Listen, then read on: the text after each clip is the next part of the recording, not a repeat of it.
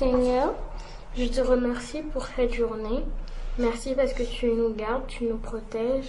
Fais que la suite de la journée se passe bien, qu'on puisse bien apprendre ta parole, qu'on puisse bien entendre et Seigneur, qu'elle puisse rester gravée dans notre cœur. Amen. Et au nom de Jésus-Christ, Amen. Amen.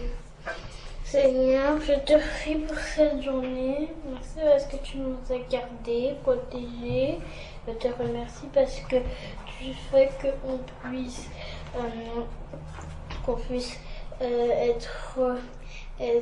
avoir le souffle de vie parce qu'il y en a, ils sont morts. Je te prie pour la parole de Dieu. Garde-nous, protège-nous. Au nom de Jésus-Christ. Amen. Amen. Très bien. Alors, qu'est-ce que nous avons vu la dernière fois? Ça, c'est ce que vous avez fait dimanche dernier. Nous, on lisait dans Matthieu 27. 27, très bien. Ce que Dieu lui avait ordonné. Nous devons être des personnes fiables comme Noé, à qui l'Éternel faisait confiance. D'accord, tu as été fiable cette semaine? Oui. Tu as été fiable cette semaine, hein? Pas trop parce que là-bas je les ai abandonnés. Bon, il faut être fiable. Chaque semaine, tu regardes, tu examines la semaine si tu as été fiable et puis tu t'améliores. Par contre, j'ai été fiable. D'accord, oui. Non, c'est bon, c'était juste pour résumer ce qu'on avait vu avec toi la dernière fois. Oui, bah vas-y, puisqu'on n'a pas résumé. On avait vu qu'il ne fallait pas regarder les choses de loin. Et on avait pris l'exemple de Marie de Magdala et d'autres femmes qui étaient avec Jésus, mais qui l'avaient regardé de loin quand il avait été crucifié. D'accord. Et voilà. Je crois qu'on s'était arrêté au verset 56, c'est pas ça? Oui, donc Matthieu on va lire 27. le 57. Donc là, on commence au 57, c'est ça? Ok, donc, vous avez mis la date? Oui, papa. On va mettre Matthieu 27. Matthieu 27, 2.57 tiré. Puis on va voir où on va s'arrêter.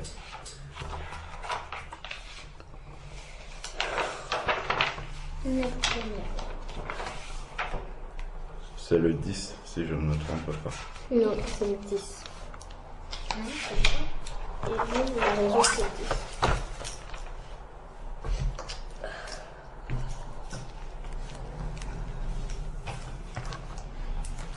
Donc, dimanche, le 10 janvier, ok. Dans Matthieu, on a dit Matthieu 27, tu mets 2021. Okay.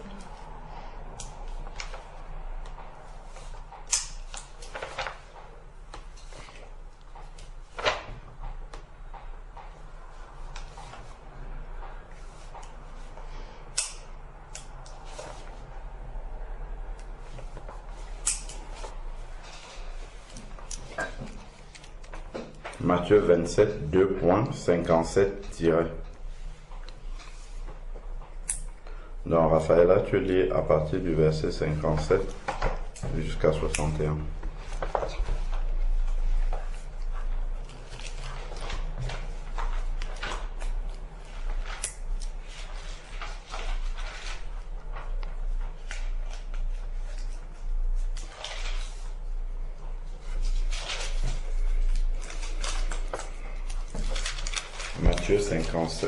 Matthieu 27, verset 57, tu lis jusqu'au 61. Enfin, tu t'arrêtes à chaque verset. Le soir étant venu, arriva un homme riche d'Arimathée nommé Joseph, lequel était aussi disciple de Jésus. D'accord. Donc, ici, on nous dit que le soir, il y a un homme riche qui est arrivé. Il était d'Arimathée. C'est quoi d'Arimathée? Oui? Une ville? D'accord, tiens.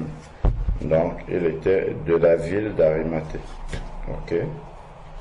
Et donc il est arrivé, on l'appelait Joseph.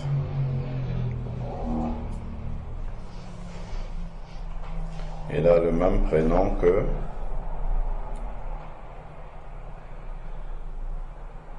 le mari de Marie. Donc Joseph. Donc, et on nous dit qu'il était aussi disciple de Jésus. D'accord? Ok. Mais qu'est-ce qui s'est passé par la suite? Il se rendit vers Pilate et demanda le corps de Jésus. Et Pilate ordonna de le remettre. D'accord. Donc il est parti demander le corps de Jésus. Vous voyez que ceux qui restent au loin de Jésus ne prennent pas des initiatives en ce qui concerne le Seigneur. Tu vois? Mais Joseph d'Arimathée, lui, quand il est arrivé, il a eu le courage d'aller demander qu'on lui donne le corps de Jésus. Puisque quand quelqu'un meurt, qu'est-ce qu'il faut faire?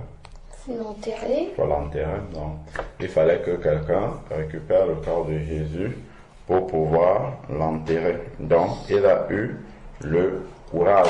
On a dit qu'il est disciple de Jésus et on voit tout de suite que le disciple de Jésus a eu le courage parce que aller voir Pilate pour demander le corps de Jésus, ça veut dire que automatiquement le fait de demander le corps de Jésus, ça veut dire que quelque part tu es pour ce que Jésus a fait, tu es proche de Jésus, d'accord? Parce qu'on généralement c'est aux familles qu'on donne le corps d'une personne, d'accord? Même quand quelqu'un meurt dans un hôpital, c'est à la famille qu'on va remettre le corps à la fin, d'accord? Pour que la famille aille enterrer. Donc ici, quand Joseph d'Arimathée arrive, donc il est comme un représentant de la famille de Jésus. Et c'est important de voir ici, parce que quand on fait les choses dans le domaine physique, quand quelqu'un meurt, c'est sa famille, soit son frère, sa mère, son père, sa mère, enfin voilà, son frère, sa soeur, ses tantes, c'est des gens de sa famille qui viennent prendre son corps. Ici, Joseph d'Arimathée n'était pas de la famille,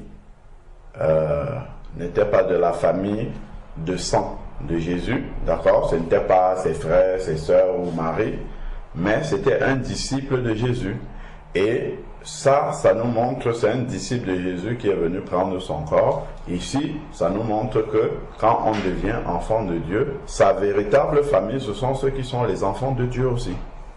Tu vois? Parce que c'est eux qui vont rester avec nous jusque dans l'éternité. Et ça, on le voit avec Jésus ici. D'accord? C'est un de ses disciples qui est venu prendre son corps. Donc, quelqu'un qui connaît la parole. Vous vous souvenez, on avait lu dans un texte où Jésus était en train de prêcher la parole dans une maison. On est venu lui dire que sa mère et ses frères sont dehors et veulent le voir. Qu'est-ce qu'il avait répondu? Il avait étendu sa main comme ça. Il a dit, ma mère et mes frères sont ceux-ci qui écoutent et qui obéissent à la parole de Dieu. D'accord? Et ça, on le voit aussi ici, que lorsque Jésus est mort, celui qui est venu récupérer son corps, ce n'était pas son frère ou sa mère ou sa sœur, c'était plutôt un disciple du Seigneur. Donc ça nous montre vraiment comment était la vie de Jésus, qui était sa vraie famille. Sa vraie famille, c'était vraiment ce qui était du Seigneur, la parole de Dieu. Donc on peut noter déjà. Donc qu'est-ce que vous allez noter? On peut noter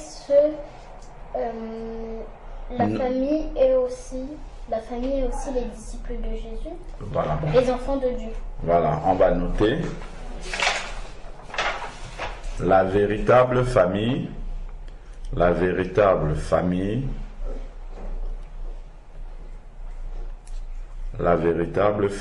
enfants de Dieu.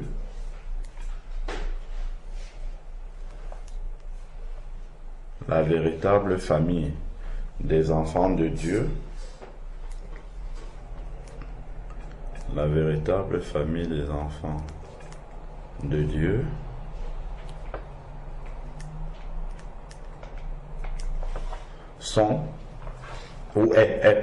la véritable famille des enfants de Dieu est composée de ceux qui sont aussi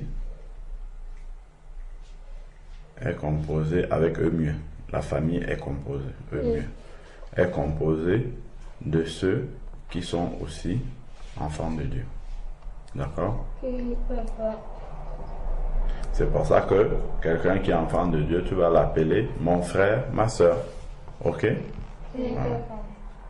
Et c'est vraiment notre frère. De ceux qui sont aussi enfants avec S, enfants de Dieu. Donc, et puis là, on va dire, exemple, c'est Joseph d'Arimathée, un disciple de Jésus qui a récupéré son corps.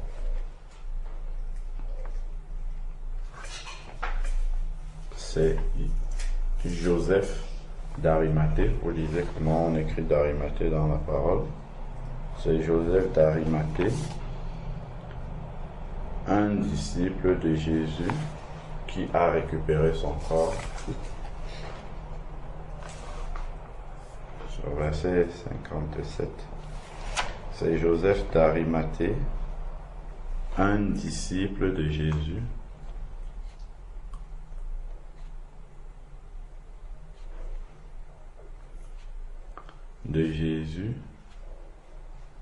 qui a récupéré son corps.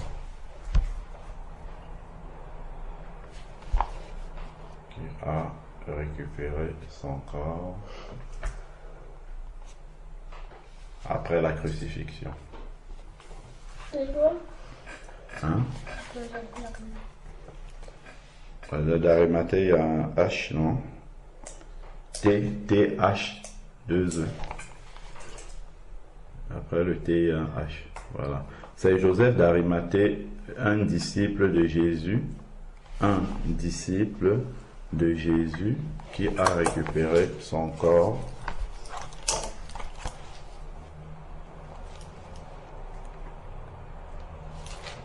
Un disciple de Jésus qui a récupéré son corps après la crucifixion. Est-ce qu'on met... Je n'ai pas fini la phrase. Virgule. Qui a récupéré son corps après la crucifixion, virgule.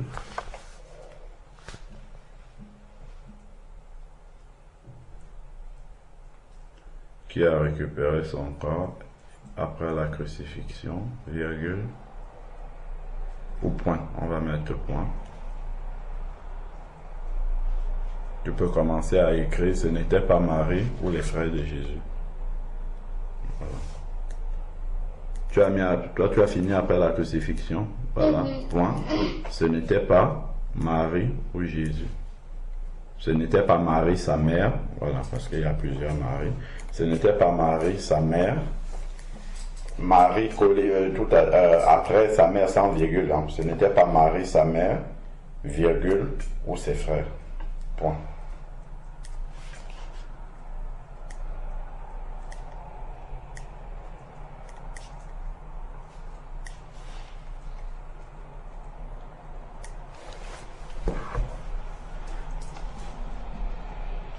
C'est bon?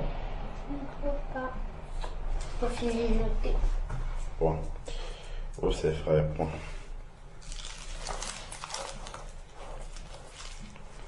Donc, normalement, si on voulait respecter la parole de Dieu, quand quelqu'un meurt, ce sont les frères et sœurs en Christ qui doivent l'enterrer, non sa famille.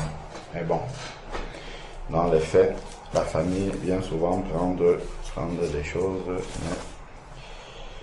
ça ne devrait pas être comme ça. Alors, donc, entre parenthèses, V57-58. V57-58. Ou V57. Bon, oui, le tiret 58, c'est pas grave. Refermez la parenthèse. On peut aussi dire que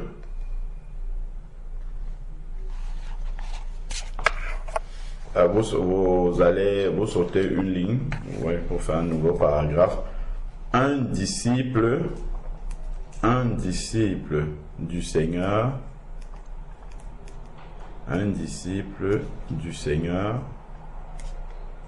est courageux.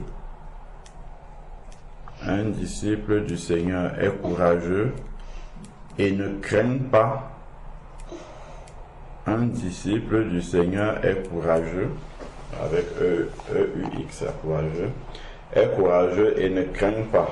C-R-A-N-A-I-N-T. Et ne craint pas. Oui, je pense. Ok. Et ne craint pas. Il manque le pas.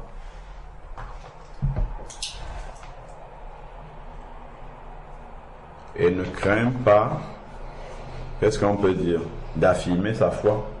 Parce que le fait d'aller demander le corps de Jésus, forcément, c'était une manière de dire qu'il est proche de Jésus. Ok? Et d'affirmer, et ne craint pas d'affirmer sa foi. Très bien, affirmer. E-E-R à la fin, parce que c'est le deuxième verbe de la phrase. Et ne craint pas, le premier verbe qui est conjugué, c'est craindre, donc le deuxième se met à l'infinitif. Ok? Et ne craint pas d'affirmer sa foi. Exemple, Joseph d'Arimathée n'a pas eu peur d'aller voir Pilate. Ok? Exemple, tu aurais pu mettre ça à la ligne. Exemple, Joseph d'Arimathée, toi aussi tu aurais pu mettre l'exemple à la ligne. Joseph d'Arimathée n'a pas eu peur d'aller voir Pilate pour récupérer le corps de Jésus. Point. C'est le. Ouais, bon, on a déjà dit V58, V57, 58, donc c'est pareil, c'est la suite. Ok? Donc, vous voyez comment en 2 versets, la parole nous apprend déjà plusieurs choses. Ok? C'est pour ça que les frères et sœurs, il faut bien s'en occuper. Il faut garder les bonnes relations, ce qui ne veut pas dire qu'il ne faut pas avoir les bonnes relations avec les autres. Hein. Avec les autres, il faut aussi avoir de bonnes relations. Mais les frères et sœurs sont ceux avec qui, si le Seigneur permet que nous allons au ciel, nous serons toujours avec eux. D'accord? Ok. Bon. Il n'a pas eu peur d'aller demander à Pilate le corps de Jésus. D'accord. Merci.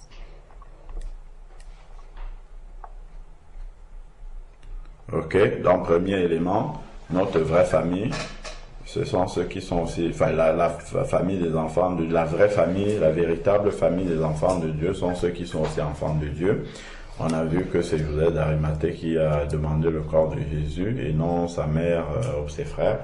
Et ensuite, maintenant, un disciple de Jésus un disciple du Seigneur est courageux et il n'a pas peur d'affirmer sa foi. Ça, Joseph d'Arimathée est parti voir Pilate pour demander le corps de Jésus. Ça veut dire que forcément c'est un proche de Jésus. Ok? Oui. Mais ça veut dire que tonton Valérie et eux, ce ne sont pas ta véritable famille? Non, on a une famille dans laquelle nous sommes nés, d'accord? Il reste nos frères et sœurs selon la chair, comme on dit, mais la vraie famille, c'est ceux qui sont des enfants de Dieu. D'accord? Parce que si on a des frères et des sœurs qui ne sont pas chrétiens, s'il y a une situation où il faut prendre une décision, eux, ils vont prendre une décision sans tenir compte du fait que je suis chrétien. Par exemple, si à l'hôpital, par exemple, il arrive que je meure, ok, hein, ça peut arriver, et qu'on demande à mes frères, est-ce que vous... C'est un exemple, hein, mais mes frères, ils vont pas répondre comme ça parce que c'est pas dans notre culture. Mais par exemple, supposons un Européen ici, ok, il a ses frères de chair et il a aussi sa famille de chair, ok. Il a ses frères et sœurs dans le Seigneur, ok, c'est un enfant de Dieu, et il a ses frères et sœurs aussi de la famille dans laquelle il est né, ok.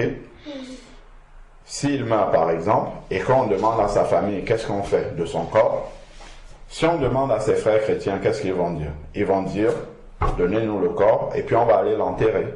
Pourquoi? Parce que la parole de Dieu dit que tu es poussière et tu retourneras dans la poussière. Ok? Le corps doit retourner dans la poussière. Par contre, si on demande à sa famille de chair dans laquelle il est né, ok, ils peuvent dire, eh ben, on va brûler son corps, on va l'incinérer. D'accord? Or, ça, c'est pas la volonté de Dieu, tu vois. Donc, eux, ils vont faire les choses sans tenir compte de la parole de Dieu, tu vois. Alors que si on demande aux enfants de Dieu, eux, ils savent que celui qui est mort, c'est un enfant de Dieu, donc ils vont faire les choses selon la parole de Dieu. Ok? Voilà. Par exemple, si tu as une famille qui n'est pas convertie, s'ils récupèrent ton corps, ils peuvent faire des pratiques dessus qui ne sont pas les pratiques des enfants de Dieu. Ok? Tu vois? Alors que si on demandait aux enfants de Dieu, qui est ta vraie famille, eux, ils vont faire ce qui concerne la manière dont les enfants de Dieu font. Ok? Donc, la vraie famille, c'est ceux avec qui tu vas rester pour l'éternité. Alors que ta famille de chair, une fois qu'on t'a enterré, bah c'est fini, ils ne vont plus te voir. Sauf s'ils sont des enfants de Dieu aussi, et peut-être vous allez vous voir au ciel. D'accord? Et s'ils ne sont toujours pas des enfants de Dieu? Bah, ils ne vont plus te voir, puisque ça sera vraiment la séparation. Ok? S'ils restent et qu'ils ne sont pas des enfants de Dieu jusqu'à leur mort. Ok? Parce que ça se trouve, comme les frères de Jésus, il y en a qui se sont convertis après la mort et la résurrection de Jésus. D'accord? Il y en a qui se sont convertis et qui étaient même dans la chambre haute le jour de la Pentecôte. D'accord? Donc, si jamais la famille se convertit après, ben, ils pourront aller au ciel et retrouver les membres de leur famille. D'accord? Mais bon, bien sûr, dans le ciel, ils ne seront que la famille comme sur la terre. Ok? C'est bon? C'est pour ça qu'on dit la véritable famille, c'est dans le sens où ils seront toujours ta famille pour l'éternité. D'accord? Ça ne va jamais changer. Alors que la famille, selon la chair, une fois qu'on t'a enterré, bon, c'est fini. Quoi. Ils ne te verront plus. Ok? Voilà, c'est dans ce sens-là. Alors, donc on va poursuivre au verset 59. Raphaël, il fallait lire jusqu'à 61.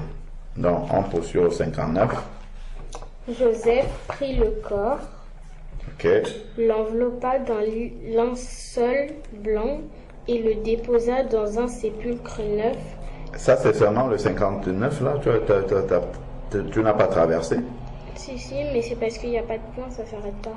Non, lis juste le 59, tu t'arrêtes, même s'il n'y a pas de point. Joseph prit le corps, l'enveloppa dans linceul blanc.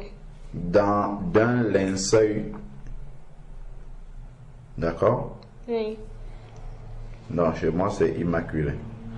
Donc, Joseph prit le corps et l'enveloppa. Donc, Pilate a demandé qu'on lui donne le corps. Ok? Donc, on voit que le courage que Joseph a eu a été bénéfique. Donc, quelqu'un pouvait avoir peur, il se dit, ah, je suis disciple de Jésus, mais j'ai peur. Parce que si je vais demander le corps de Jésus, on va dire, lui aussi c'est un disciple de Jésus, et on va le crucifier aussi. Tu vois? Mais Joseph d'Arimathée, lui n'a pas eu peur, il est parti demander le corps de Jésus, et on voit que, vous vous souvenez que Pilate voulait relâcher Jésus? Vous vous rappelez? Voilà. Donc il est allé demander à Pilate, et Pilate n'a pas fait de problème, il lui a donné le corps de Jésus. Il ne lui a même pas demandé, toi tu es qui pour Jésus, qu'est-ce que tu veux en faire? Non, il lui a donné le corps de Jésus. Donc on voit que lorsque on est un disciple courageux, le Seigneur, l'Éternel lui-même vient et nous soutient dans ce que nous faisons pour lui. Ok? Bon, on peut écrire ça. Lorsque... La suite. Oui, c'est la suite. Lorsque nous sommes un disciple courageux, lorsque nous sommes ou bien des disciples ou un disciple courageux, le Seigneur lui-même nous soutient. Courageux, le Seigneur lui-même nous soutient. Le Seigneur lui-même nous soutient.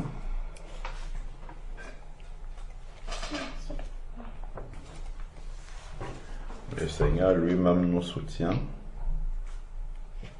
dans ce que nous faisons pour lui.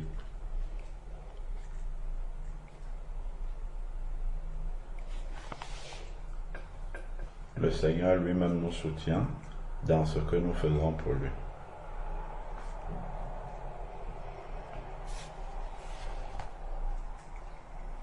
Et dans l'exemple, c'est que Pilate a remis le corps à Joseph d'Arimathée sans faire de problème. Ça, c'est la grâce de Dieu. Ok?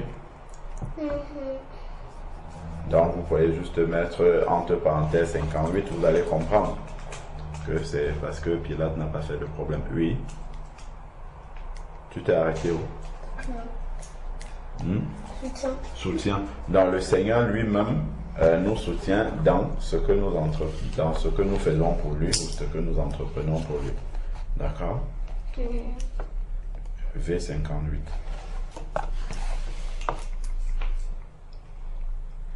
Non, c'est le Seigneur qui a soutenu Joseph d'Arimathée pour qu'il n'ait pas de problème avec Pilate. Ok?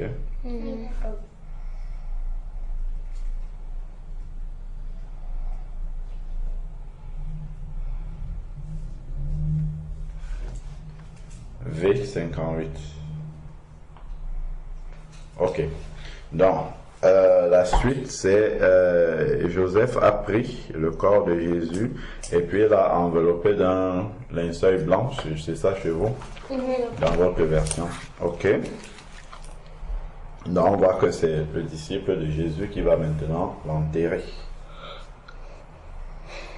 Ok? Vas-y. Continue. Et le déposa dans un sépulcre neuf qu'il s'était fait tailler dans le roc. Je continue? Ok. Donc, ça, c'est après, c'est le 61 chez toi? Oui. Non. Lis jusqu'à la fin du verset 60. Puis il roula une grande pierre à Non, attends. Lis le verset 60. Ok. Et le déposa dans un sépulcre neuf qu'il s'était fait tailler dans le roc. Puis il roula une grande pierre à l'entrée du sépulcre et il s'en alla. Ok. Arrêtons-nous là. Jésus est le chemin, la vérité et la vie, n'est-ce pas? Donc, tout ce qui se passe dans la vie de Jésus nous montre le chemin que le disciple doit passer, par lequel le disciple doit passer.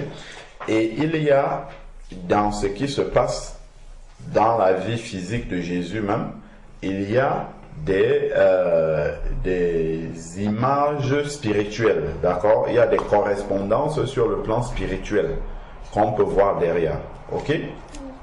Voilà. Donc ici, on va commencer au 59. Joseph d'Arimathée, il a pris le corps de Jésus et l'a enveloppé. Tu peux lire de quoi? D'un linceul blanc. Voilà. Le blanc, il n'y a pas de tache.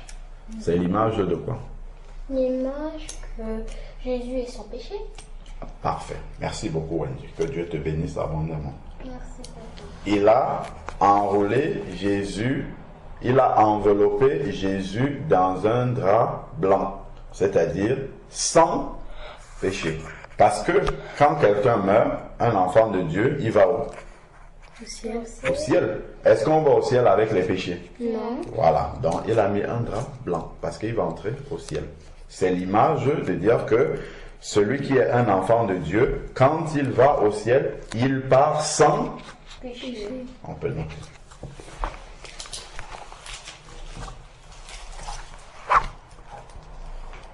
Le linceul blanc avec lequel C'est un nouveau paragraphe. c'est un nouveau paragraphe. Un nouveau paragraphe. Donc, on peut sauter une ligne Wendy. Donc, le linceul, vous avez vu comment ça s'écrit, L-I-N-C-E-U-L. Le linceul blanc avec lequel Joseph, bon, on va plus préciser d'Arimathée, on sait de quel Joseph on parle, ok? Avec lequel Joseph enveloppa le corps de Jésus.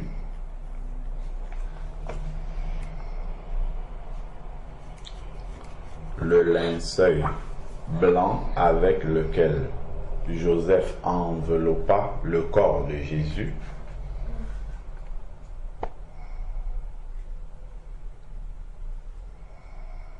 Avec lequel Joseph enveloppa le corps de Jésus. On va dire, attendez d'abord, je formule la phrase avant d'écrire, est une image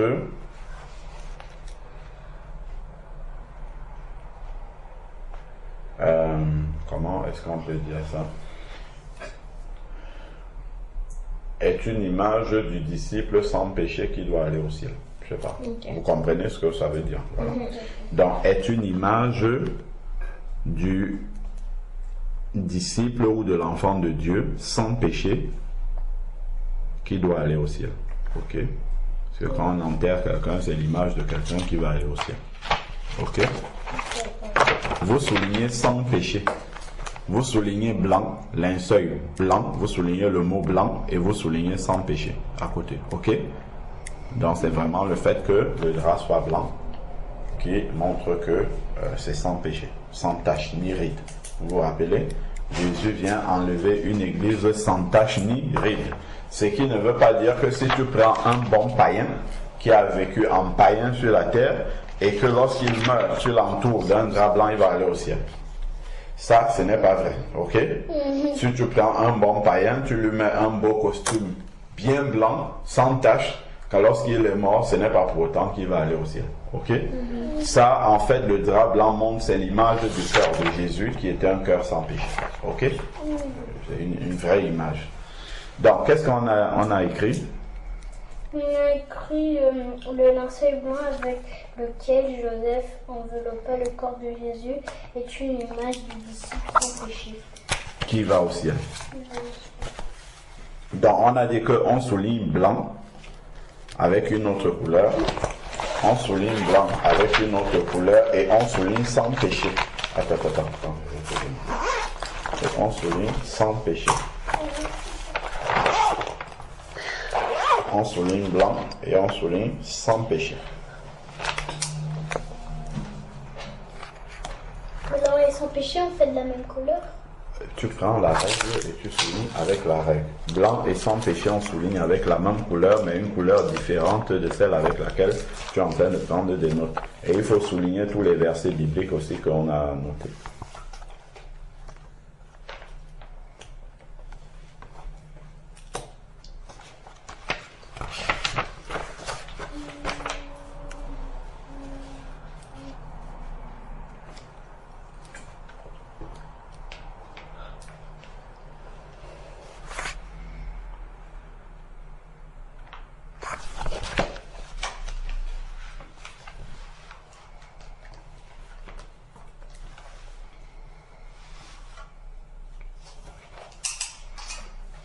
C'est bon?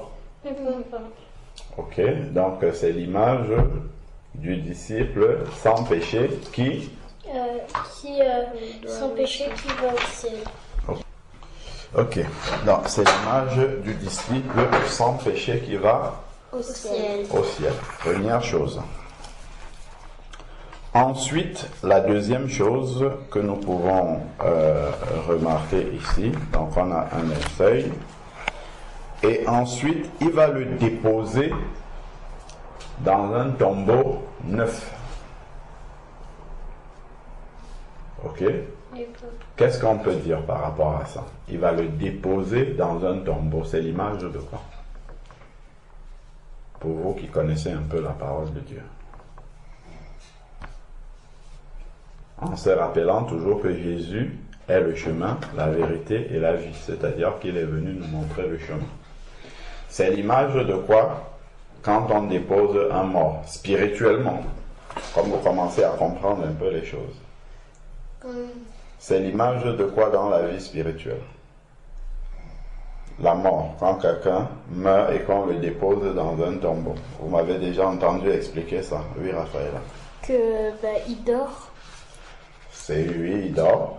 Oui, mais déposé dans un tombeau. Quand on a le corps de quelqu'un et qu'on dépose dans le tombeau, vous m'avez déjà entendu parler de ça. Oui, Wendy. C'est l'image de quoi? Ça veut dire, c'est l'image de qui? Spirituellement, c'est l'image de quoi? On dit que quand quelqu'un est mort, on l'enterre. Je l'explique souvent. C'est l'image de quoi? Regardez. On enterre la personne. Elle monte au ciel. On lève la main et on attend qu'on donne la parole. Bon, Wendy, tu as répondu oui. Qu'on baptise. Parfait. C'est l'image du baptême. Ah oui, on la met dans les eaux du baptême. Voilà. Donc quand on met quelqu'un dans le tombeau, lui, c'est physiquement, c'est l'image du baptême. Et vous comprenez ici que ce n'est pas la famille physique qui doit enterrer. Parce que la famille physique qui n'est pas convertie ne peut pas baptiser quelqu'un. C'est pour ça qu'il fallait que ce soit un disciple de Jésus qui le mette dans le tombeau et non sa famille, selon la chair. D'accord? Parce que la famille, selon la chair, n'est pas habilitée à baptiser quelqu'un. C'est pour ça qu'il fallait que ce soit un disciple, un enfant de Dieu, de Jésus, qui le mette dans le tombeau. D'accord? Parce que c'est l'image du baptême. Ah oui, mais quand D'accord. on le met dans le tombeau, après quand il monte, ça veut dire quand on fait le baptême, quand il va dans les eaux, ça veut dire qu'il remonte un peu. Voilà qu'il ressort des eaux. Donc vous avez compris pourquoi il fallait que ce soit un disciple de Jésus qui le baptise. De la même manière que pour le vrai baptême physique de Jésus, il fallait que ce soit un enfant de Dieu, dont notamment Jean-Baptiste, qui le baptise. Mais comme la mort, enterrer quelqu'un est aussi l'image du baptême, ça ne pouvait pas être les frères de Jésus ou de Marie ou quelqu'un ou Pilate ou les Juifs qui devaient enterrer Jésus, parce que les Juifs auraient pu enterrer Jésus. On est bien d'accord. Ils auraient pu, une fois qu'il est mort, on l'enlève de la croix et on le met dans un trou et puis on n'en parle plus et puis c'est fini. D'accord? Mais là, Dieu a permis que ça soit un disciple de Jésus et on nous précise que c'est un disciple de Jésus qui vient demander le corps de Jésus, ok, et qui l'enterre pour que cette image du baptême qui doit être faite par un disciple de Jésus soit respectée, d'accord, et que ça ne soit pas un païen qui enterre Jésus. Vous avez compris? Parce que si c'était un païen romain, par exemple, soldat romain qui enterrait Jésus, ou les Juifs qui enterraient Jésus, ça voudrait dire spirituellement que n'importe qui peut baptiser. Vous voyez? Ok? Donc, on va noter. Vous voyez, il y a beaucoup d'images spirituelles qui sont cachées dans les versets. Hein? Ok? Il n'y a pas de hasard dans la parole de Dieu. Pas de hasard, ok? Quand on lit seulement comme ça, c'est Joseph d'Arimathée, tout ça, si on ne médite pas bien, on ne comprend pas pourquoi il fallait que ça soit un disciple de Jésus. Et maintenant, vous comprenez pourquoi ce ne sont pas les femmes qui sont venues, parce qu'on a dit que les femmes regardaient au loin, vous vous rappelez? Si c'était les femmes qui venaient prendre le corps de Jésus pour l'enterrer, qu'est-ce que ça voudrait dire? Qu'une femme peut baptiser. Parfait. Merci beaucoup, Raphaël. Que Dieu te bénisse abondamment. Vous avez compris? Il n'y a pas de hasard. Elles auraient pu venir et aller enterrer Jésus. Ça voudrait dire qu'une femme pourrait baptiser. Mais là, il a fallu que Joseph d'Arimathée, qui est un homme, puisse venir et qui est un homme et un disciple de Jésus. Ça nous montre les conditions de quelqu'un qui peut baptiser. Ça veut dire qu'il doit être un disciple de Jésus, il doit être un homme, et c'est lui qui est venu prendre le corps de Jésus et qui l'a mis dans le sépulcre. C'est l'image de l'eau du baptême aussi. Ok? Donc, il y a beaucoup de vérité dans la parole de Dieu. On va noter, pas de hasard. Alors, donc, ici, on va noter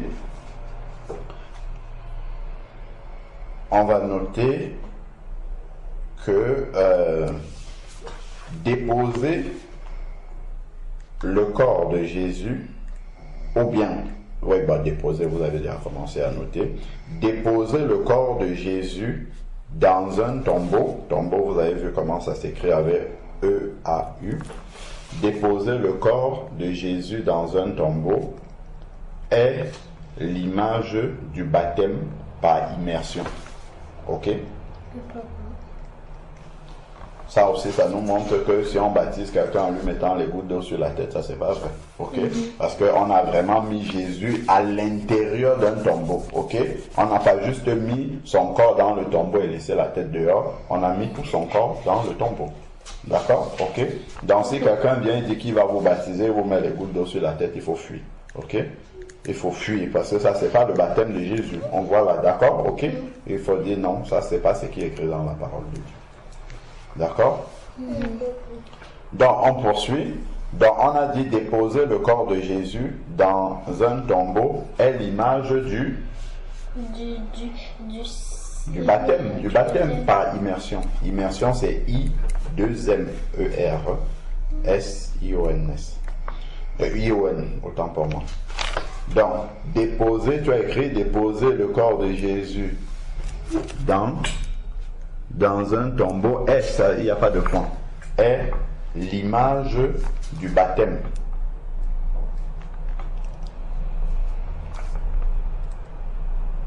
Est l'image du baptême par immersion. Donc, par immersion, ça veut dire qu'on plonge complètement quelqu'un dans l'eau. Ok? Est l'image du baptême par immersion.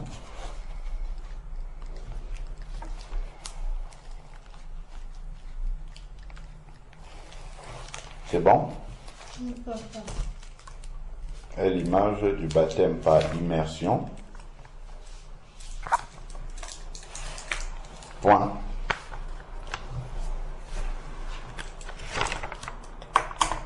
Puisque Joseph est un disciple de Jésus,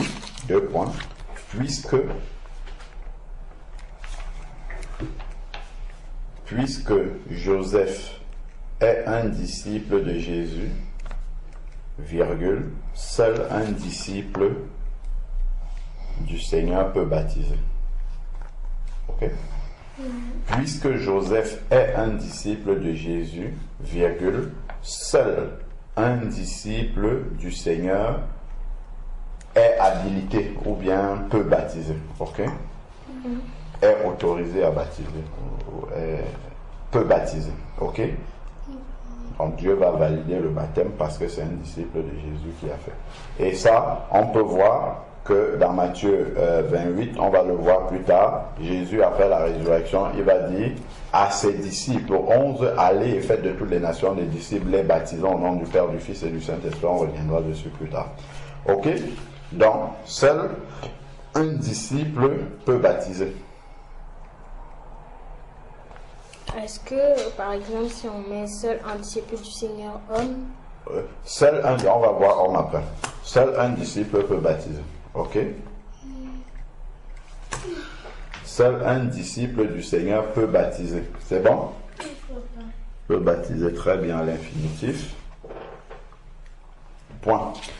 À la ligne maintenant, ce ne sont pas les femmes qui regardaient au loin qui ont enseveli. Enseveli, ça veut dire enterré. Vous comprenez? Ou bien qui ont, vous préférez écrire enterré?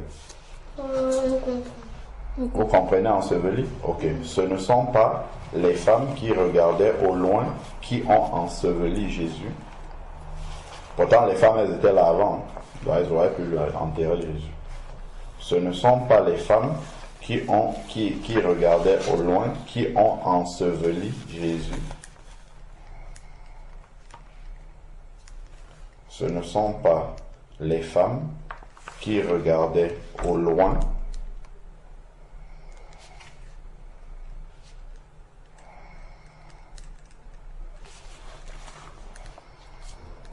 qui ont enseveli Jésus.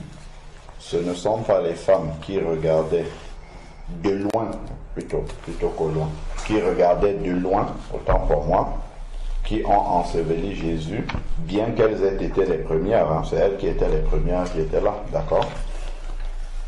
Ce ne sont pas les femmes qui regardaient de loin, qui ont enseveli Jésus, bien qu'elles étaient là avant, par exemple, bien qu'elles étaient là avant, mais plutôt un homme, Joseph, mais plutôt, ou comme tu as dit, un disciple homme, si tu veux, mais plutôt un disciple homme, 2 points.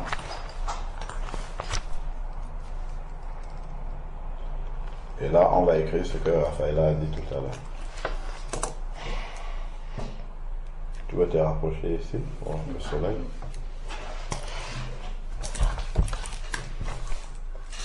Ok, vous avez noté jusqu'où? Toi, tu as noté jusqu'où, Wendy? Joseph. Qu'est-ce que tu as dit? Ce ne sont pas, donc il n'y a pas, ici il faut enlever UX, c'est juste CE. Non, ce ne sont pas, il faut relire tout ce qu'on écrit là plus tard. Donc ce ne sont pas les femmes qui regardaient ENT, ce sont les femmes qui regardaient, ok, c'est regarder AIENT, qui regardaient de loin. On a dit ce n'est pas au loin, parce que quand tu regardes au loin, ça veut dire que tu regardes loin, mais quand tu regardes de loin, ça veut dire que toi-même, ce que tu regardes, toi tu es loin de cette chose-là, ok. Donc qui regardaient de loin, qui ont ONT, ok, qui ont enseveli, il faut, c'est pas collé, enseveli c'est séparé, et c'est ENS, enseveli c'est ENS, ok. Attends, je peux dire, ici c'est un S en ce, c'est ENS.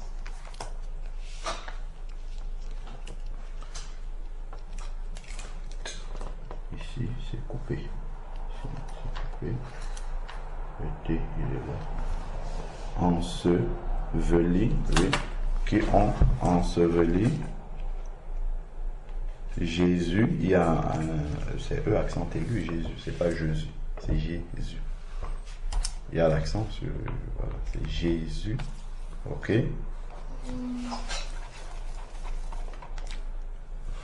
Et Raphaëla, qu'est-ce qu'on avait dit? Mais plutôt. Mais Joseph, un disciple homme.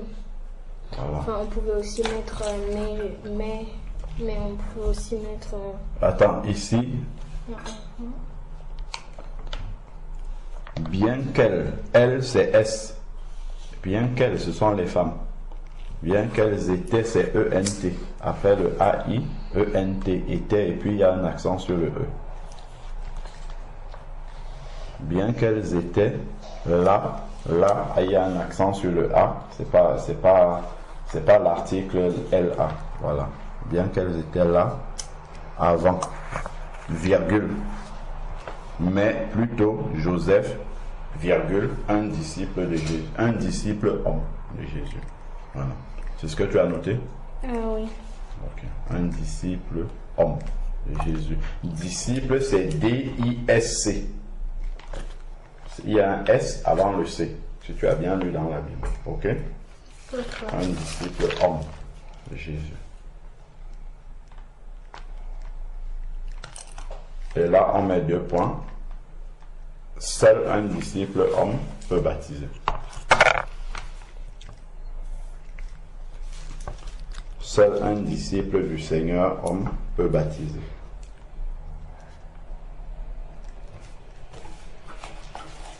Donc, si une femme vient vous baptiser un jour, il faut lui dire que ce n'est pas ce qui est écrit dans la parole de Dieu. Tout ça, c'est pour vous aider, parce que nous, on ne sera pas forcément toujours là lorsque il va falloir que vous passez dans les eaux du baptême. Tout ça va vous aider à pouvoir savoir. Si vous passez, quelqu'un qui n'est pas né de nouveau, il vous dit qu'il va vous baptiser, il faut refuser. Si une femme vient dire qu'elle va vous baptiser, il faut lui dire que non, même si tu es un enfant de Dieu, ce n'est pas ça, ce n'est pas une femme qui a enterré Jésus. Si Tout ça, ça va vous aider. Mais... Ça, c'est autre chose. Si vous oubliez, le baptême n'est pas valable. Ok? Parce qu'on n'oblige pas quelqu'un à être un enfant de Dieu. Est-ce que vous avez vu Jésus obliger les gens à être des enfants de Dieu? Bah, pas du tout, ça, on s'en... Tous ceux qui sont devenus enfants de Dieu, ils l'ont fait de manière libre. Ok? Ceux qui suivaient Jésus ont choisi. Jésus n'a jamais dit, toi, tu es obligé de me suivre. Non. Ok?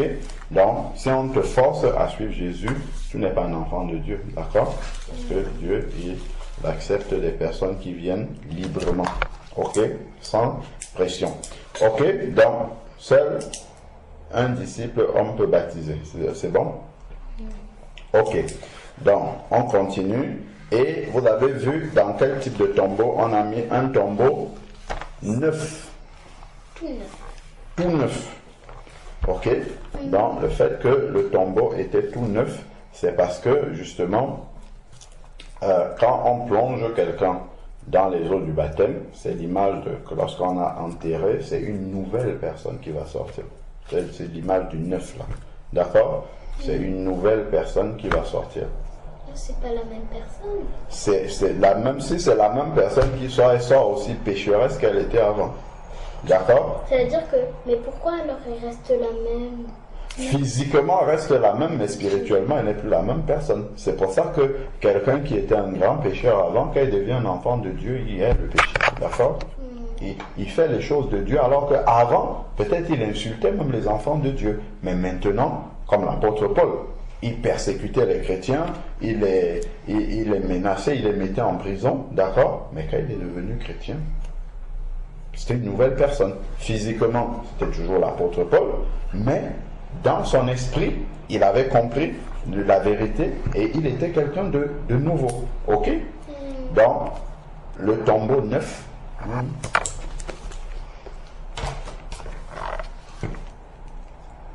À la ligne, un nouveau paragraphe. Un nouveau paragraphe. On écrit, on va se séparer un peu. J'ai dit un nouveau paragraphe. Le tombeau neuf est l'image de la nouvelle vie en Christ qui suit le baptême. D'accord? Le tombeau neuf, on souligne neuf avec une autre couleur. Il faut souligner neuf. Avant, c'était l'image de quoi? L'image du baptême. Oui. Donc, il y a quelque chose à souligner là-bas aussi. Pour que lorsque vous allez relire, ça facilite la lecture. Le fait de voir ce qui est souligné, vous savez déjà ce qui est important. L'image du baptême par immersion. Voilà. Déposer le corps, vous pouvez souligner image du baptême par immersion. Hein? Tu prends la règle, tu soulignes image du baptême par immersion.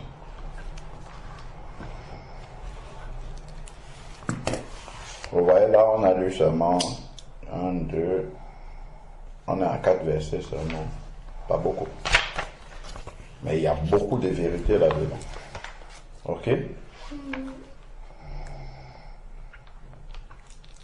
Attends, je vais t'aider. Attends, il faut que ce soit là. Tu vois, tu mets ta règle toujours sur cette ligne. Ok? La ligne qui est en dessous, et là tu traces, non, sans monter. Ok, vas-y. L'image du baptême par immersion. Ok? Bon. Qu'est-ce qu'on a dit? Donc, Joseph d'Arimathée, Joseph, un disciple homme. Ok?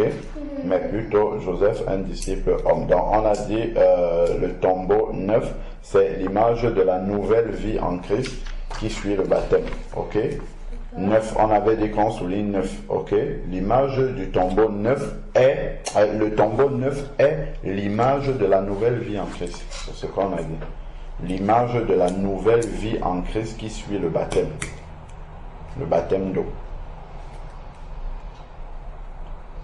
Le tombeau neuf est l'image du baptême, de la nouvelle vie en Christ qui suit le baptême. Ok? Il faut écrire avec ça.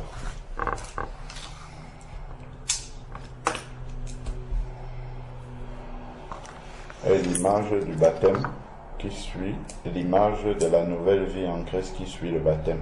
Ok? Dans entre parenthèses V60, hein, c'est V60 que nous sommes en train de commenter là depuis. Là où on parlait du linceul blanc, il faut mettre entre parenthèses V59. Plus haut là, on avait dit que le linceul blanc c'est pour c'est sans péché. Ok?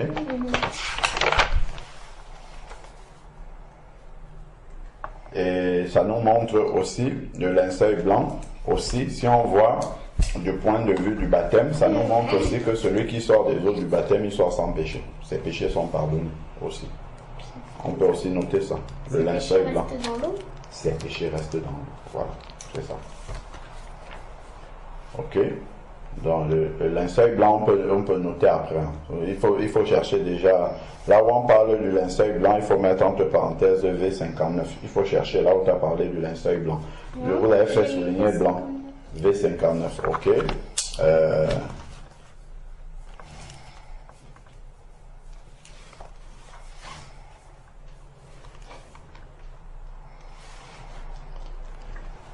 On va revenir dessus, gardons un doigt. On va voir aussi pourquoi le fait de mettre Jésus dans le tombeau, c'est l'image du baptême. On va aller dans Romains chapitre 6.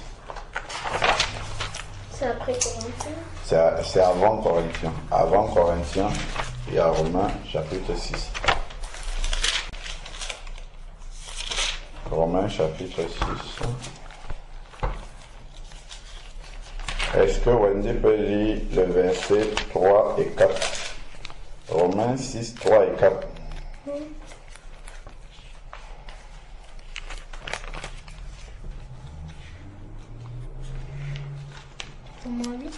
Romains 6. Romains 6, 3 et 4.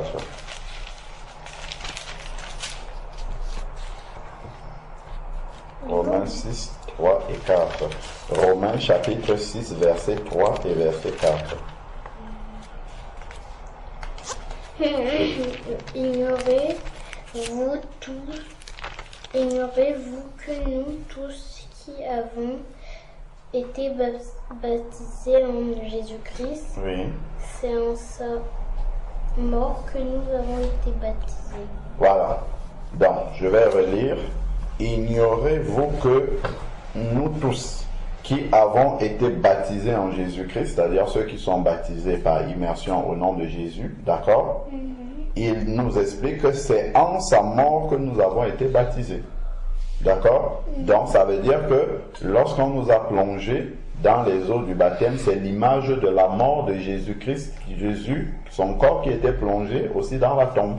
Ok? Donc c'est pour ça que tout à l'heure, je vous disais que Joseph d'Arimathée qui posait le corps de Jésus dans le tombeau, c'est l'image du baptême. Ok? C'est par ce verset-ci. Ok? Ensuite, verset 4. Qu'est-ce qu'il dit? La suite. Nous avons donc été ensevelis avec lui par le baptême et sa mort, afin que comme Christ est ressuscité des morts par la gloire du Père, de même nous aussi nous marchions en nouveauté de vie. Voilà, vous avez vu?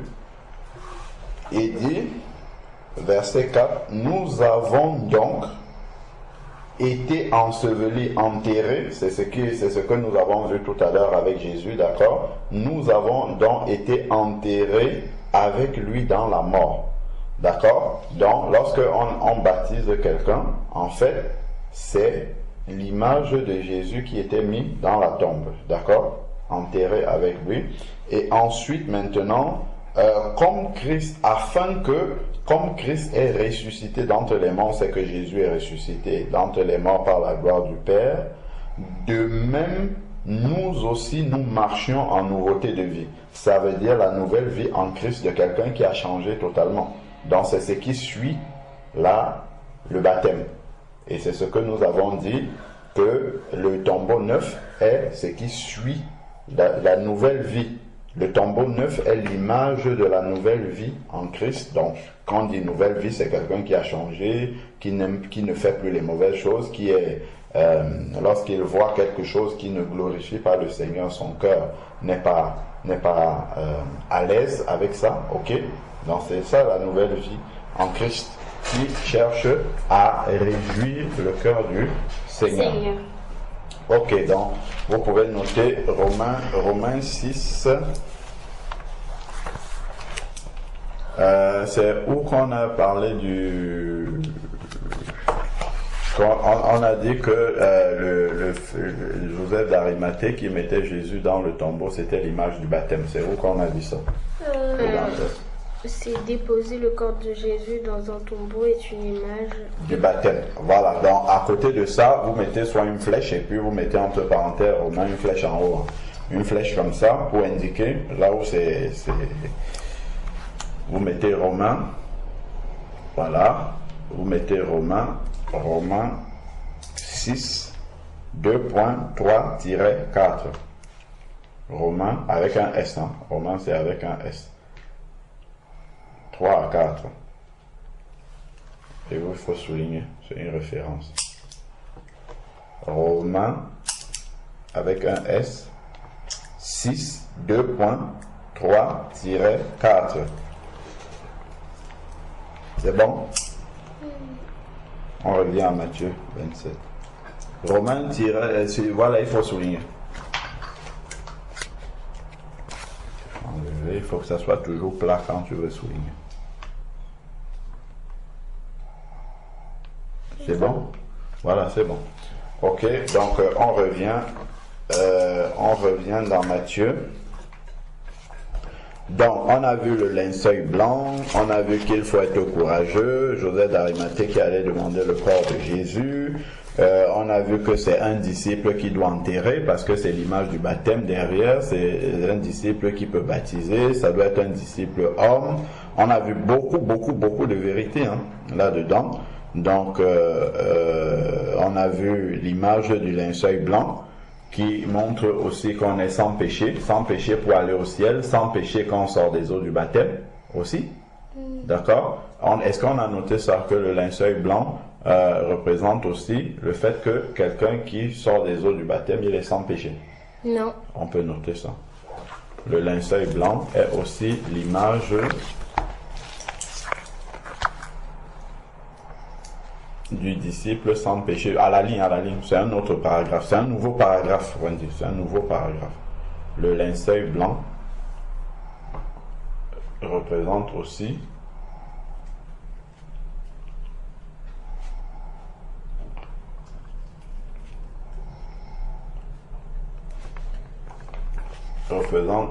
le disciple sans péché, on souligne sans péché, qui sort des eaux du baptême.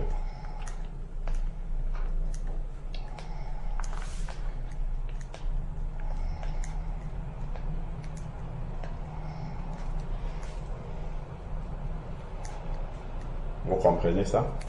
D'accord. Le disciple sans péché qui sort des eaux du baptême. Sans péché, on souligne. Voilà. Je mets toujours la ligne d'en bas. Voilà. Sans péché qui sort des eaux du baptême. Sorti, c'est S-O-R-T. Qui sort des eaux du baptême. Le disciple sans péché qui sort des eaux du baptême, vous soulignez blanc et sans péché toujours. Et c'était V59. Entre parenthèses V59. Ok. Qui sort des eaux du baptême. O c'est E-A-U-X. Ok. Qui sort des eaux. C'est pas deux eaux. Des eaux du baptême. Point. Baptême c'est avec le chapeau, c'est circonflexe. Alors qui sort des eaux du baptême entre parenthèses V59. Ok, c'est l'image du disciple sans péché qui sort des eaux du baptême. Ça c'est le linceul. Vous vous rappelez que quand quelqu'un sort souvent des eaux du baptême, quel chant on chante? Parfois, là-haut, son nom est écrit, là-haut, là-bas. Pourquoi on chante ça? Parce que lorsqu'il sort des eaux du baptême, en fait, son nom est écrit dans le livre de vie. C'est comme s'il est entré au ciel. C'est comme s'il est né dans la famille des enfants de Dieu. D'accord?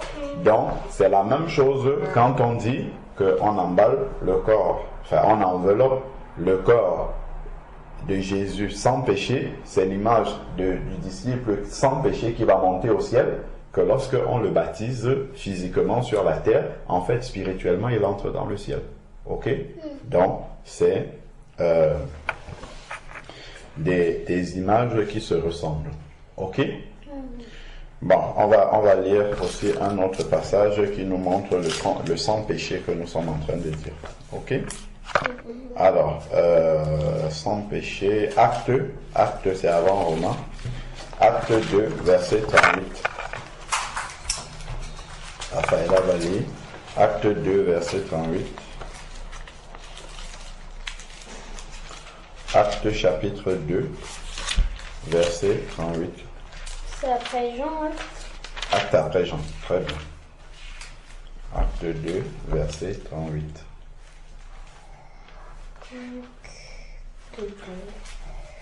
Verset 2. 38. Acte chapitre 2, verset 38. Alors, Pierre leur dit, répentez-vous et que chacun de vous soit baptisé au nom de Jésus-Christ pour le pardon de vos péchés, et vous recevrez le don du Saint-Esprit. Amen. Vous avez compris? Lorsqu'on baptise quelqu'un au nom de Jésus-Christ et que cette personne-là est repentie, ses péchés sont effacés. Donc il sera sans péché. Ok?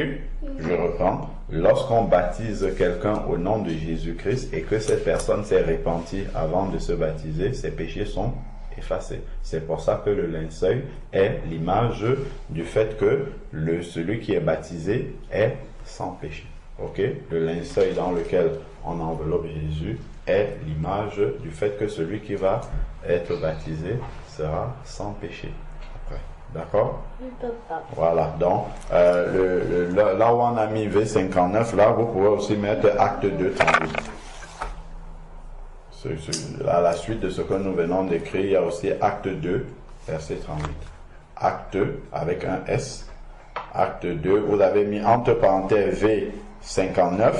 À côté, vous mettez aussi entre parenthèses, ou vous pouvez écrire et acte 2, V38.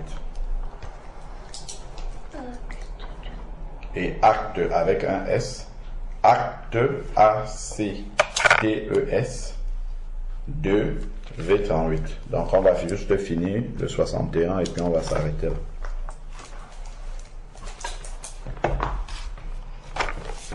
Bah, il y a beaucoup de choses à dire là-dessus. Voilà. On a fait jusqu'au 61, donc juste ça, et on a fait tout ça. Oui, on a écrit beaucoup. Parce que dans la mort de Jésus, il y a beaucoup de choses qui sont là. Et là, il y a même encore beaucoup de choses qu'on n'a pas dit. Ok? Donc, ici maintenant, on voit qu'il a déposé le corps de Jésus. On revient, nous sommes au verset 60. Matthieu 27, verset 60. Donc, il a déposé le corps de Jésus dans un tombeau neuf. Ok? Et le tombeau, il était comment? Il était fait dans quoi? Est-ce que vous pouvez lire ce qui vient après neuf? Qu'il s'était fait tailler dans le roc. C'est quoi le roc? C'est un rocher très très très très dur, Voilà. solide, qu'on peut s'appuyer sur lui. Qu'on puisse? On peut s'appuyer sur lui. Ah. Donc on peut s'appuyer sur Jésus parce que Jésus est le rocher. Très bien, Wendy. Très, très, très, très bien. Donc, lorsque quelqu'un est baptisé, après sa vie sera reposée sur le rocher qui est Jésus. Ok? Donc, on peut noter ça. Le tombeau qui est taillé, c'est un nouveau paragraphe. Hein? Le tombeau taillé dans le roc. Le tombeau taillé dans le roc. Vous allez souligner tombeau taillé dans le roc plus tard. Le tombeau taillé dans le roc est l'image de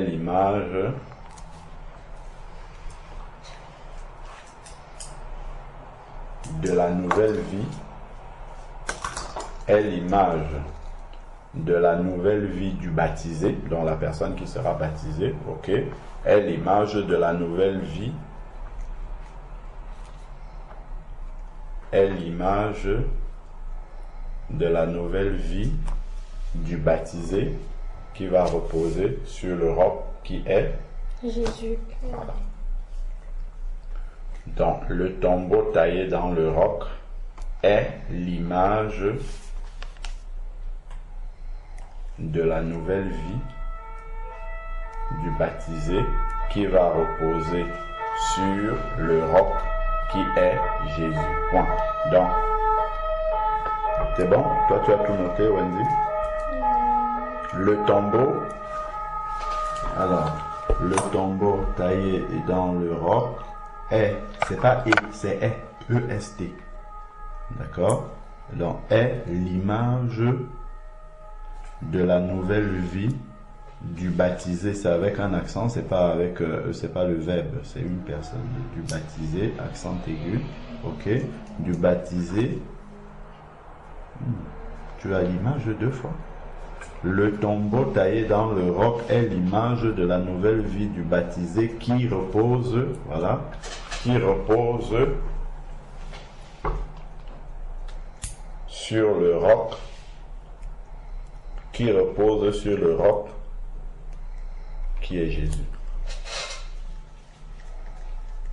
Dans le tombeau taillé, il faut souligner. Tu mets entre parenthèses, c'est le V combien?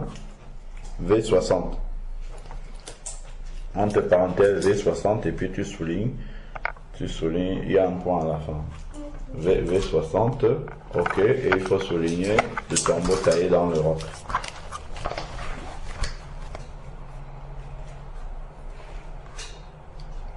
On va citer un autre passage aussi.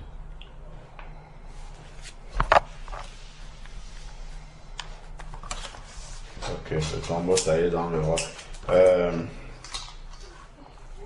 Gardons un doigt. Les baptisés, ceux qui sont baptisés au nom de Jésus et qui sont repentis de leurs péchés, l'ensemble de tous ceux-là forme quoi? L'ensemble de tous ceux qui sont baptisés au nom de Jésus et qui sont repentis de leurs péchés, ils forment quoi? Ils forment le corps de Christ. Le corps de Christ. Comment on appelle encore le corps de Christ? On appelle... Le corps de Christ forme encore quoi? Le temple. Le temple. Non, sans compliquer. Le corps de Christ, c'est encore les saints. Les saints, oui, c'est encore l'image de... Non, c'est pas l'image, c'est un mot simple. Le corps de Christ, c'est les saints, c'est encore L'évangile. Non, c'est pas l'évangile, les saints. Les saints, ceux qui sont baptisés, non, les saints ne sont pas les anges. On ne tâtonne pas, il faut réfléchir avant de parler. Les saints représentent encore quoi? Le corps de Christ, c'est vrai, il représente les saints, oui, ceux qui sont baptisés, qui sont nés de nouveau, qui ont accepté Jésus dans leur vie. Ils forment quoi? La famille de Christ, là, comment on l'appelle? C'est très simple. La famille de Christ, comment on l'appelle?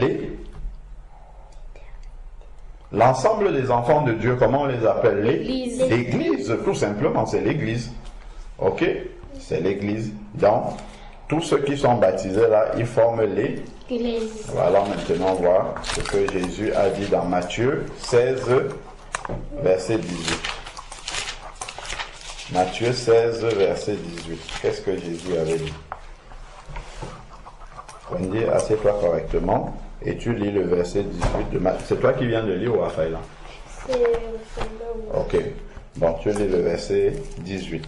Matthieu, chapitre 16, verset 18. Attends que Raphaël ait trouvé, s'il te plaît. C'est bon. Mais ce qui sort de la bouche vient du cœur. Non, tu n'es pas dans le bon chapitre. Matthieu 16, verset 18. Et moi je te dis que tu es Pierre, et que sur cette pierre je bâtirai mon église, et que les portes du séjour des morts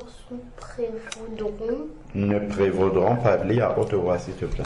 Ne prévaudront point contre elle. Voilà. Donc, je recommence. Dans ça, c'est Jésus qui avait demandé à ses disciples, qui dit-on que je suis? Et Pierre a dit, tu es le Christ, le Fils de Dieu. Je dis ce qui est au-dessus, hein? D'accord? Et Jésus va lui dire maintenant, et moi je te dis, tu es Pierre, c'est-à-dire tu t'appelles Pierre, et que sur cette pierre, c'est avec un petit S maintenant, c'est avec un petit P, autant pour moi, sur cette pierre, il veut dire sur ce roc, sur ce rocher, je bâtirai mon église. D'accord? Donc, l'église est bâtie sur le roc qui est Jésus-Christ, le Fils de Dieu. D'accord? C'est ce que nous venons de dire là-bas. Donc, tous ceux qui sont repentis de leurs péchés et qui sont baptisés, en fait, leur vie repose sur le roc qui est Jésus-Christ. C'est ce qu'il a dit ici. Tu es Pierre, et sur cette pierre, sur ce roc, sur ce rocher, ok? C'est parce que le nom de Pierre est un peu une image aussi du rocher, du roc, d'accord? Et sur ce roc, mais le roc dont il parle, ce n'est pas Pierre la personne, mais c'est sur ce que Pierre a dit avant. Il a dit que Jésus est le Christ, le Fils de Dieu, d'accord? Et donc il dit, sur cette vérité-là, que tu es le Christ, le Fils de Dieu, je bâtirai mon église. Donc ça, c'est l'image spirituelle du fait que c'est dans la roche qu'on a enseveli Jésus, dans le roc, d'accord? Parce que sur ce roc-là, sur la mort de Jésus, ok, mort pour nos péchés, les gens peuvent être pardonnés de leurs péchés, ils peuvent devenir des enfants de Dieu, ils peuvent changer de vie, ils peuvent devenir des chrétiens, ok?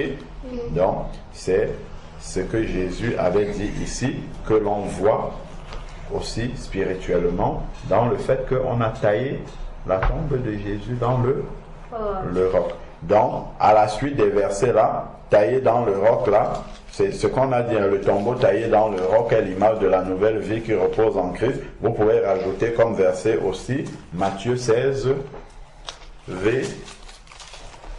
Matthieu 16, V18. Matthieu 16, V18, attention.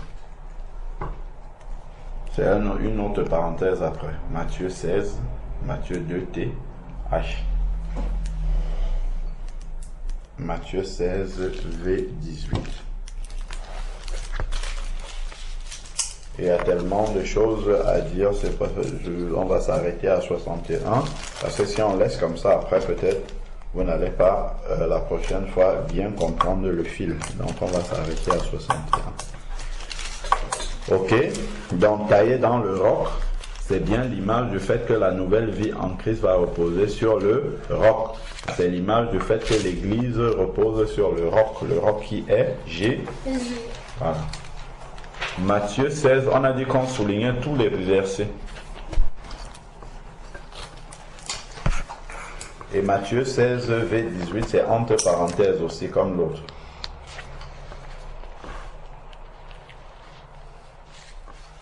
Ce sont les versets qu'il faut souligner. Donc, on va...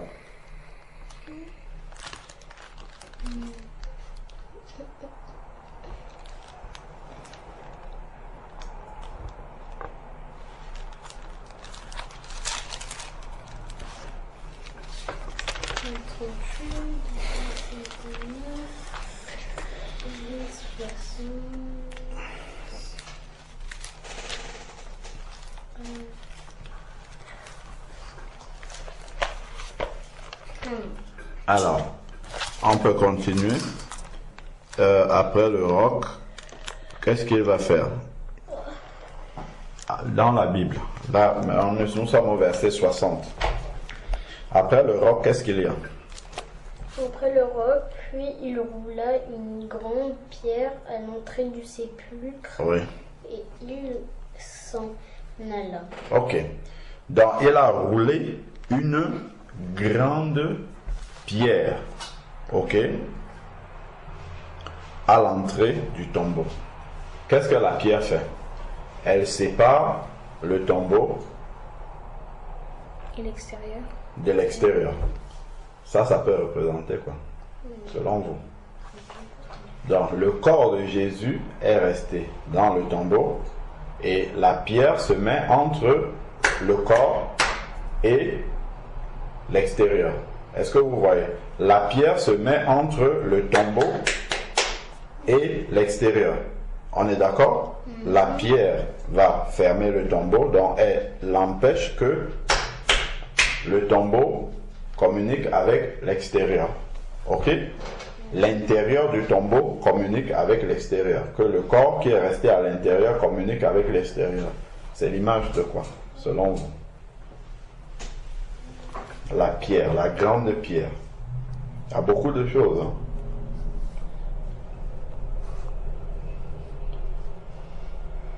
lorsque c'est toujours par rapport au baptême, lorsqu'on plonge quelqu'un dans les eaux du baptême et qu'il ressort, d'accord, la pierre, la grande pierre qu'on roule, d'accord, la pierre c'est toujours l'image du roc de Jésus, ok, et la personne, le corps de la personne qui est restée, c'est l'image de son ancienne vie. Oui, c'est quoi? Ce qui sépare les péchés. Oui. Qui sépare les péchés de la nouvelle personne. Très bien.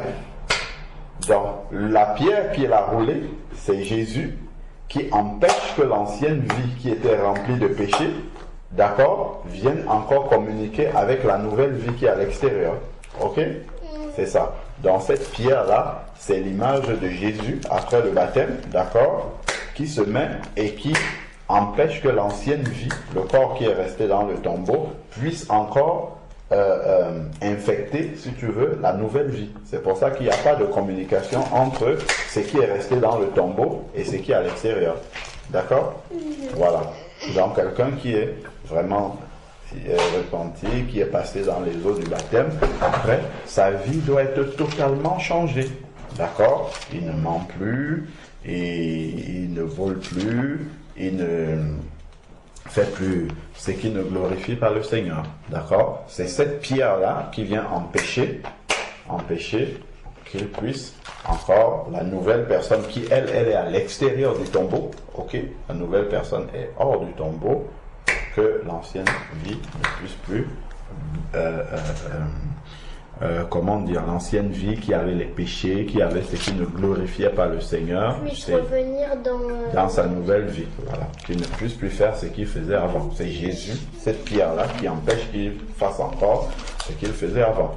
Donc, voilà pourquoi quand tu vas faire quelque chose qui est mal, il y a une petite voix à l'intérieur, c'est cette pierre-là, hein, cette petite voix à l'intérieur, c'est Jésus qui va te parler, qui va dire: Wendy, tu as mal fait, tu as mal regardé ta sœur, tu as piétiné ta sœur, tu as dit un faux témoignage contre ta sœur, et ça, ce n'est pas bien.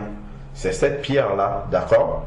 C'est la voix de Jésus, en fait, d'accord? Qui te parle comme ça et qui te dit: ah, ce que tu as fait, ce n'est pas bien. Avant, quand tu ne connaissais pas Dieu, tu pouvais faire ça, d'accord? Tu pouvais mal parler à quelqu'un, tu pouvais insulter quelqu'un parce que tu ne connaissais pas Dieu, et puis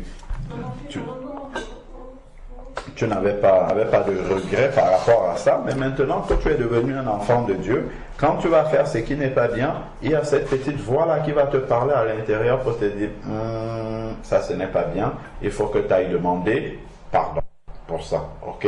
Ça, c'est l'image de la pierre qui a été mise sur le tombeau, ok?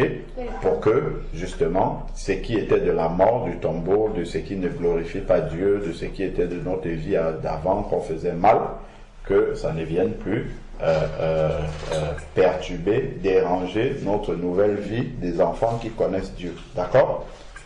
Ok? Donc, on va finir là-dessus. On va juste noter. C'est bon, la parole de Dieu. Beaucoup de choses dans la parole de Dieu. Il n'y a pas de hasard dans la parole de Dieu. Est-ce que ce n'est pas beau tout ça? Est-ce que ce n'est pas merveilleux? Oui, c'est merveilleux. C'est merveilleux. La Bible, elle est riche. Et il n'y a pas de hasard dans la Bible. Elle a combien d'euros si elle est riche? Comment? Elle a combien d'euros si elle est riche? Elle a combien d'euros? Ah, on ne peut même pas compter. C'est des milliards et des milliards et des milliards incomptables. D'accord? Donc, on va juste dire, la pierre qui a été roulée, c'est un nouveau chapitre, un nouveau paragraphe, autant pour moi. Nouveau paragraphe. La pierre roulée devant le tombeau, à l'entrée, hein, c'est l'entrée du tombeau. La pierre roulée à l'entrée du tombeau, la grande pierre, la grande pierre roulée à l'entrée du tombeau.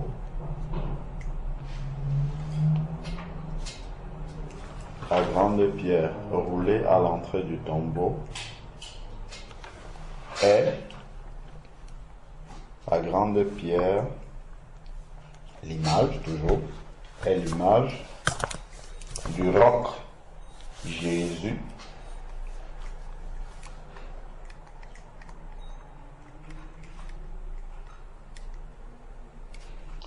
est l'image du roc Jésus qui empêche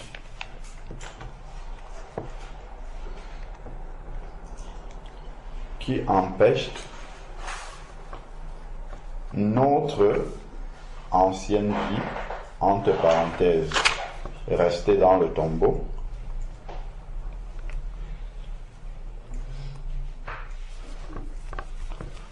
qui empêche notre ancienne vie, entre parenthèses, rester dans le tombeau, ok? Rester, c'est R-E-S-T, E accent aigu, E muet, parce que c'est la vie qui est restée. Dans la pierre à l'entrée du roulé à l'entrée du tombeau est l'image du roc Jésus qui empêche, d'accord, notre ancienne vie rester dans le tombeau, ok? Donc c'est celui qui est baptisé en son ancienne vie rester dans le tombeau. Si on dit d'infecter, vous allez comprendre?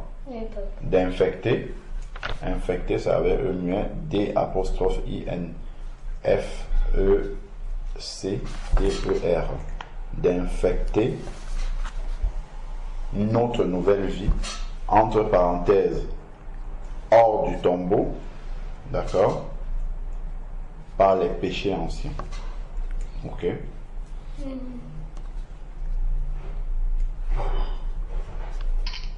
Qui empêche d'infecter notre nouvelle vie. Il faut passer à une nouvelle page derrière. Je ne vais pas écrire la suite comme ça. D'être infecté.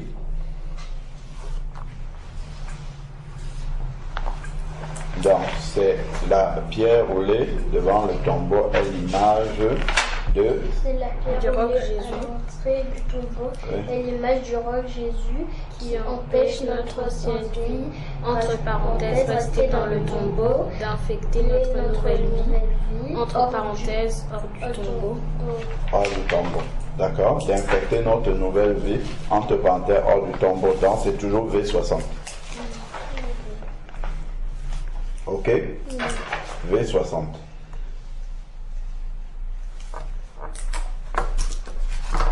Et il s'en alla.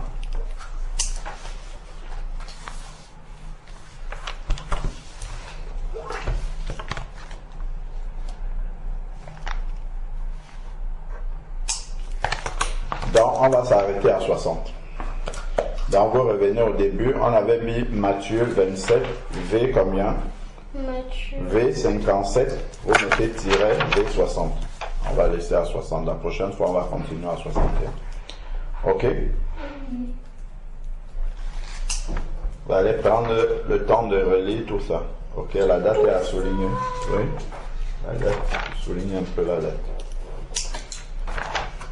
Vous avez compris que ces cahiers-là où vous notez là, quand vous allez devenir des enfants de Dieu et que vous n'allez même plus habiter avec nous, et que vous serez dans votre propre vie, vous devrez toujours conserver ces cahiers-là et bien les lire et ça va vous aider pour toute votre vie.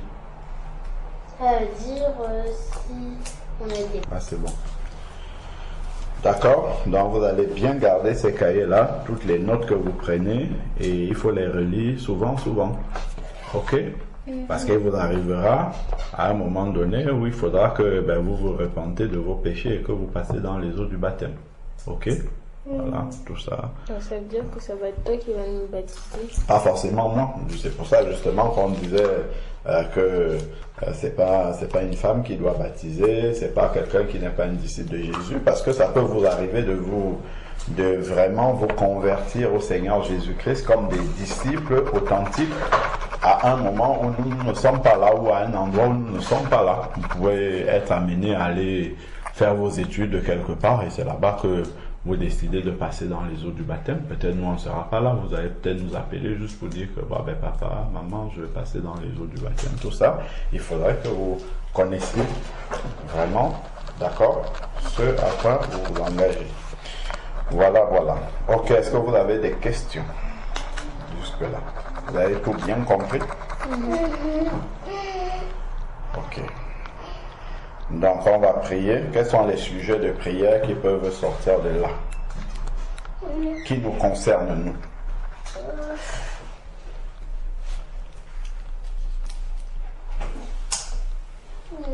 Quels sont les sujets de prière que vous voyez?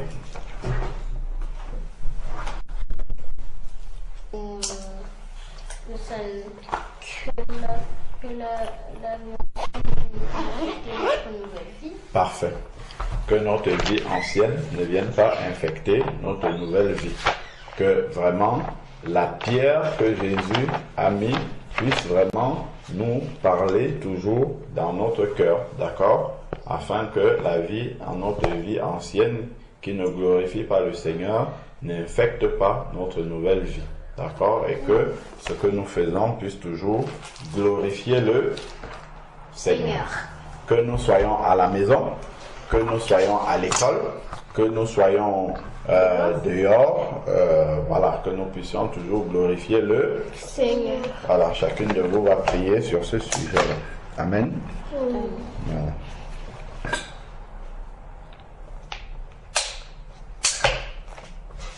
Allez-y.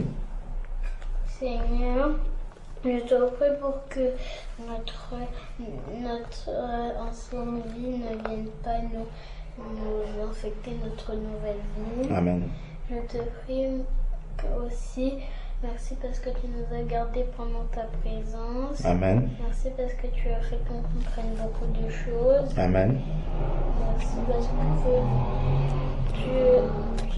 tu vas nous parler pour qu'on n'ait peur qu'on fasse notre ancienne vie. Amen. Au nom de Jésus-Christ. Amen. Amen. Amen. Seigneur, je te remercie, Seigneur, pour la parole, Seigneur, que tu nous as permis d'entendre, de Amen. comprendre. Seigneur, instruis-nous davantage, Seigneur, qu'on puisse bien, Seigneur, connaître ta parole. Et Seigneur, incite-nous à, Seigneur, toujours, chaque jour, un peu chaque jour, d'avoir encore plus soif de ta parole. Amen. Et Seigneur, je te prie pour que notre ancienne vie ne puisse pas infecter notre nouvelle vie. Amen. Au nom de Jésus-Christ. Amen. Amen. Seigneur Dieu Tout-Puissant, nous voulons te bénir encore et te rendre grâce pour la richesse de ta parole. Merci encore pour tout ce que tu nous as apporté aujourd'hui. Tu nous as instruits dans ta parole pour comprendre encore davantage la profondeur de tout ce que tu as manifesté au travers de la mort et de l'ensevelissement de Jésus-Christ. Merci encore, Seigneur Père éternel, pour toutes les profondeurs que tu nous montres dans ta parole. Cela affermit encore et encourage notre foi, Seigneur Père éternel, car nous voyons qu'il n'y a pas de hasard dans ta parole, Seigneur Dieu Tout-Puissant.